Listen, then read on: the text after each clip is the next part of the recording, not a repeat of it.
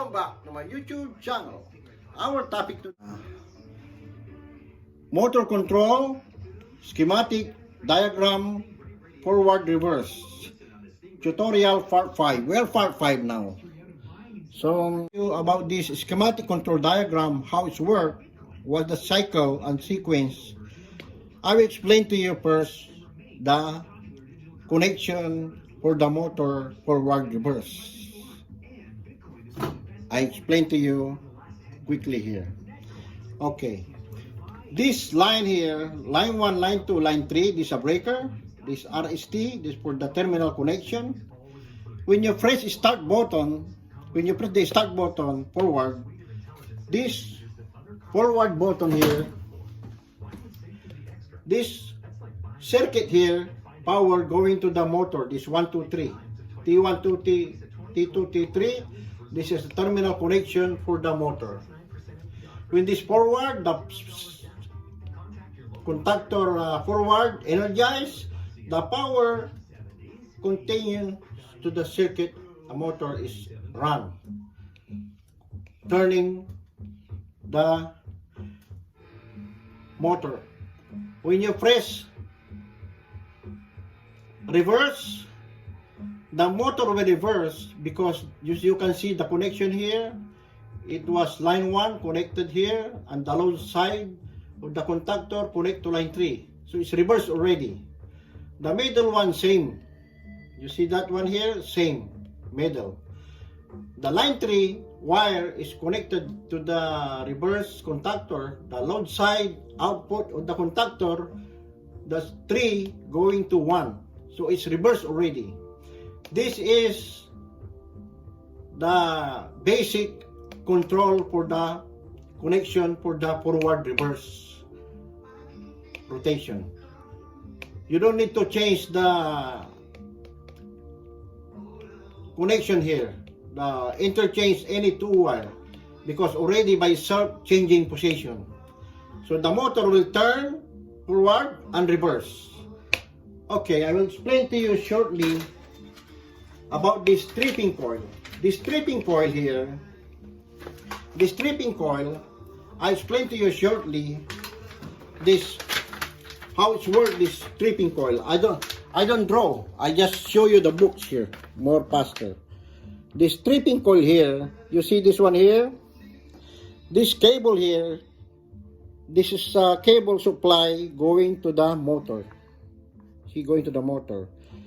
When the motor is high current, this one here, you see that here, the hit here, the symbol here, this one open. When this one hit, this is a heating coil, tripping coil. When this one high current, this one become hot, and release this become soft because there is a tension here, there is a spring here. So this one here, normally this circuit control normally closed because contact here going to the A2 control circuit is normally closed. So when this one hot, this one here, because there is a pressure, push move forward, and this one here release. That's why become open contact. Okay, that's it. I'm going to explain to you about this control circuit. I explain to you quickly before we going to double check to the control, because this one, all of this circuit I connect already to motor control. Start from that one here.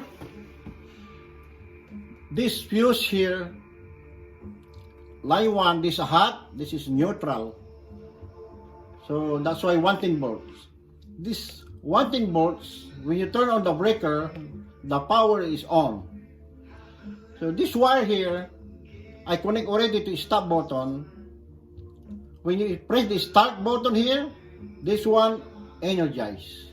When this one is energized, the normally closed contact for this become open. See that one here, normally closed. This one here, when this one energized, this one will open. When this one open, the reverse, even you press the start button, doesn't run because open here. Doesn't run. So when this one here, forward, moving the carriage, vacuum tank, or saw carriage or something, when this one here is reach the limit switch, see, limit switch normally closed. When this one lit here, become open, and the forward is stop and doesn't run anymore. As long as the carriage is still here, you cannot run anymore. So what you gotta do, you have to press the start button when this one run, and this one release here, going to reach here, and this one release back to normally close. When hit the normally close, here stop again. When this one is running, the forward doesn't run too, because the normally closed contact port here is interlocked over there. When this one energized, is open. So when this one here energized, showing the indicating light is reverse, is running. It's running. So when reach the limit switch here, normally close again, stop again. You have to press the reverse again. You have to press the reverse again, so that release again. This is the sequence, same thing, same procedure for this one here. So when did you start? The circuit going here. This one, when you press start here, the interlock will close, and the power go through here, showing the forward machine is moving. When this one hit, stop. Same thing here. When this one reverse, hit the limit switch, stop also. This one here is limit switch. Some machine you need this, very important, but sometimes you don't need it. In the crane, saw or hoist, up and down, same thing. This up and down, same thing. There is a limit switch, because the chain, there is interlock there too. There is a limit switch, the chain, or forward reverse. You can hang, hoist, crane. So this overload, that's the one I explained here. When this one overload, the gearbox worn out, the gearbox won't turn, the bearing or something here, this high current will be open. Same thing I explained to you here already. So this one open, this one energized, this one here, when this one become closed, this one light on is overload, showing that's faulty, and then you check what's going on. So now all this circuit I connect already here. All this I put number. All this number 2 I connect already. And number 3, after the output of the contact start, I connect already. All of this, and the output for there, I connect already here. We can, all of this, we can double check to the control. And after that, we will try to start the operation. So I don't take too long for now, because you know, too long is not good enough. Okay, we gotta double check now. I connect already. For now, power is here. I turn off the breaker for now. We will check this line 1 to here, to stop button, 1, 2 wire. To stop button here, this the stop button here. I connect this stop button, connect to stop button here, connect to the power on. So we are done here. Power on and stop button, we are done here. The output to stop to, the output of stop, wire number 2, we have 3 wire, 1, 2, 3. I connect in start button, forward. Start button, forward is there. And 1 start button, reverse. So it's here. It's here. Number 2, start button, forward. Start button, reverse. And the start button, we will continue start button to check the wire. The output start button number 3. The output buttons number here. Number 3, start button, 1, 3. Going to normally close. See that here? This for the interlock. Normally close 3. And the 3 here going to normally open output forward. This 3 here going to here. Normally 3 normally close reverse. Output is 4. This output here 4 going to here A2. So we are done here. And we are done here also the A2 forward, because this is the A2 forward here, it's here. I connect already to the forward limit switch. And I jump to the wire is going to 95. See 95 here. 95, 96, 97, 98. And this one here limit switch. The limit switch for reverse is also connected here. Connected here. And all the neutral forward reverse I connect already. See that one here? This is the forward reverse. This is the output for the power on here. All neutral here I connect already. All over here. Here. I jumper already. So now we are done for the forward connection. We're going to start reverse. Double check that start, the output of start number 5. Here number 5. Going to the forward normally close. So it's here. This one here. Forward normally close, it's here. Forward normally close. So forward normally close goes to the output forward normally close number 6. Number 6 here. This number 6 going to A1 here. A1. A1 and 4 reverse. Finish. Finito. And the output of A2, this one here for reverse, is already connected here to normally closed neutral green wire. That's why I explained to you. It's already for the neutral connected already here. So we're done. So now this one start button, this output of this 5 here, forward 5, 1 here is jump to over here only. So normally open here. Okay, here. Yes, there, 5.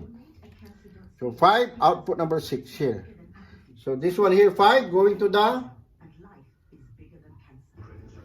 Oh, sorry here, I don't see here. This one here, this relay here, forward here, this normally open here, 5, reverse. Number 5 here. Okay, number 5. This number 5 is here. Okay.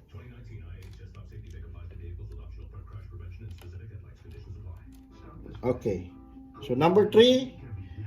This number 3. Number 3 going to the here. Forward. This is number 3 going to forward. This is number 4. Number 5 relay here. This number 5 here. Output going to the here. Normally close reverse here. So we are done connection for now. That's all. It's very short now. So now we're gonna try to run. But before I gonna try to run, we will arrange the wire here. All that connection finish. I will put the wire in the cabinet. Fix it. Nice.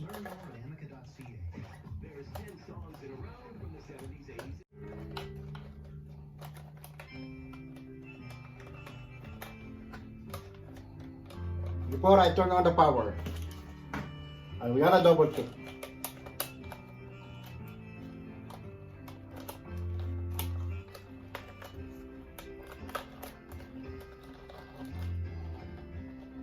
Okay.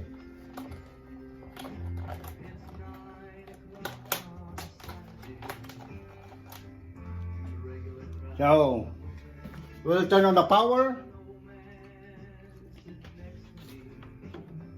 We will turn on the power. But first, we will turn on the power for there. Circuit control power, 110 volts on, and then turn on the circuit for the motor, and we're gonna try to run forward. When you try to run forward, the motor is running. When you reach the position for the carriage or vacuum tank or spray tank, when you reach the nice position, you can stop and then hook up, start the line. And if you want, it's over too much, you can reverse, adjust. That's the adjustment. The reverse is running, the motor is running reverse. Motor is running. This one now is not a motor pump, it's working with the gearbox now. When it's moving, and it's overload, you can see this overload here. The motor is overload. You can check the motor, maybe the gear bearings, stock, seize, maybe the sometimes the gears came out, or the gearbox is damaged, worn out, the motor, the gearbox worn out. You have to change the gearbox, or that's why overload. Or if you want to double check, make sure disconnect the motor. Disconnect the motor from the gearbox. Disconnect the motor from the gearbox, so that you can make sure if the problem is the motor or gearbox. So that 100%. When you take out the motor from the gearbox, open and try reset. But check first if the motor winding is good, nothing grounded, everything's fine. And then you reset, and then try again to reverse rotation. When you try to reverse rotation, still tripping again. Kasi you see trip again. Open the motor, separate from the gearbox, then run again the motor. When you separate from the gearbox, you reset, run the motor without gearbox. That means nothing trip, motor is running forward, motor is running, nothing trip. Try and forward reverse rotation. If motor run, doesn't trip, then motor or gearbox, if you need to change it. If you have gearbox available, if you don't have gearbox, if you have gearbox with motor already, you don't need to take out the gearbox. Change together motor and gearbox together. Change the motor and gearbox and check the rotation. You need to change forward reverse. You have to change any wire only.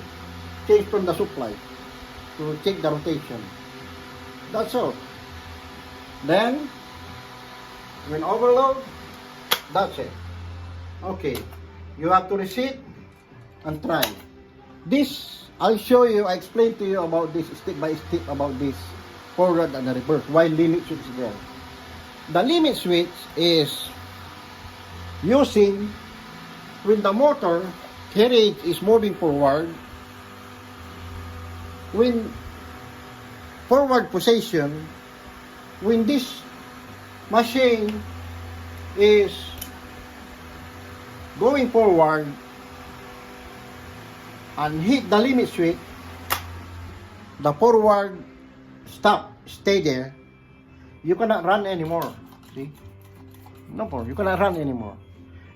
It will stop on one trip because the circuit is open. The circuit from here, from there, the circuit from here, for the normally closed here, is open. So don't run anymore. You see that one here? Okay. This circuit here, open. So when what you gonna do, you cannot run anymore. So what you're gonna do, start the reverse rotation. When you start the reverse rotation, this carriage is moving reverse, slowly.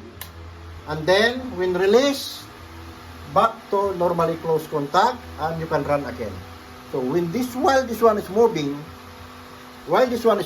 forward again, and then hit the limit switch, the reverse rotation, stop again, and you cannot run anymore, nothing. Not overload, but raise the limit switch, because the limit switch for reverse, it's here, is the normally closed limit switch hit to become open. So the circuit here, until here only, it's open. So what you gotta do, run forward again, start forward. So when forward, the carriage moving, release again. And then, if you like this position here, this position is good, you can stop and hook up the line and continue, run the vacuum tank or spray tank. That's the purpose for this limit switch. See that one here? Forward, stop. When you reverse, it's moving. When you hit the limit switch, stop. This is the protection for the carriage, won't damage the protection. See that one there? Forward, stop. See that one here? This is the purpose for this limit switch. And forward, stop here, then doesn't run anymore, nothing, no more. So reverse, again, same procedure. This is simple, basic connection for this forward reverse. That's easy, very easy. Now, so I show you already the tripping, alright? See that one here? Forward, reverse, stop, reverse. That's all. This limit switch, sometimes the carriage forward you don't use. Some machine you don't use this one. But this one here seem like up and down, like the hoist or crane. With the crane is going up, that before end of the hook of the chain, there is a bulb here in the top, and hit the limit switch. That's for the crane.